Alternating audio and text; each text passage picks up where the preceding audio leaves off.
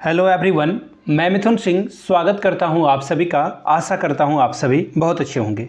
बात करेंगे झारखंड के 4th ग्रेड जो ग्रेड वाली भर्ती है उसके बारे में बात करेंगे। सरकार ने फाइनली यू टर्न ले लिया है। देखिए, किसी की जान चली जाती है और अभी मैं आपको सारी चीज़ें तथ्य के हिसाब से बताऊंगा जिस तरह से चीज़ें हुई है। एक बच्चा फॉर्म भरने के लिए जाता है और एक्सीडेंट में मारा जाता है।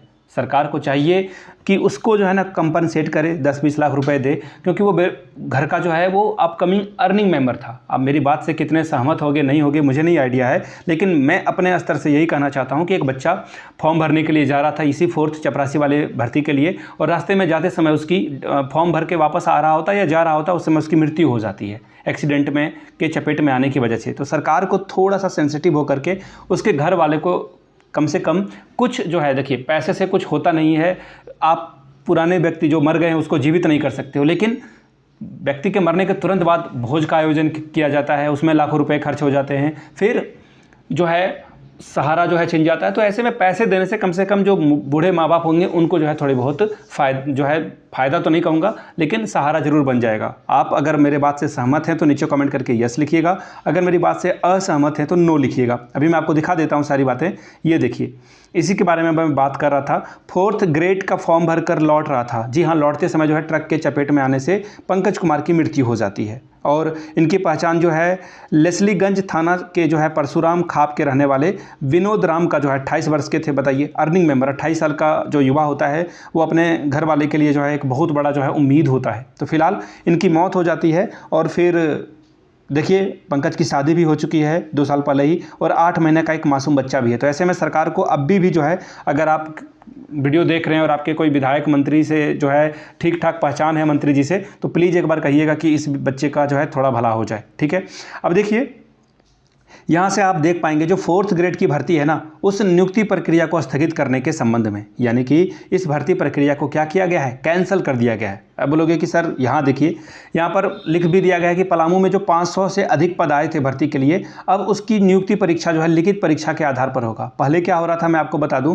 पहले ये होने वाला था कि आप 10th में कितना नंबर लाते हो, 12th में कितना नंबर लाते हो, उसके बाद दौड़ भाग करके कितना नंबर लाते हो। तो देखिए इसमें ना थोड़ी सी जो है ट्रांसपेरेंसी का अभाव होता है, यानी कि पारदर्शिता का अभाव होता है। लोग अपने पसंदीदा व्यक्तियों को चुनकर यहाँ पर जो है ज्वाइनिंग करा देते हैं 4th ग्रेड में। खास करके ये जो है बोलते हैं ना अनटोल्ड स्टोरी है, लोगों के द्वारा ये बार बार कही जाती है कि हाँ भाई, जो बड़े वाले अधिकारी होते हैं वो अपने आसपास के लोगों को या फिर अपने अंडर में जो उनका हर काम कर सके उसको यहाँ पे हायर कर लेते हैं। कई कई केस में तो ऐसा देखा जाता है कि आधी सैलरी हड़प जाते हैं लोग।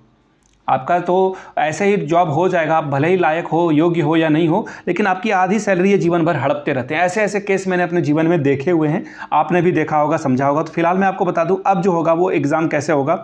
यहाँ से देख लीजिए, पलामू में 500 पदों पर भर्ती आई थी चपरासी की। ठीक है, अब जो है पलामू में क्या होगा, लिखित परीक्षा के आधार पर एक जो है चयन किया जाएगा।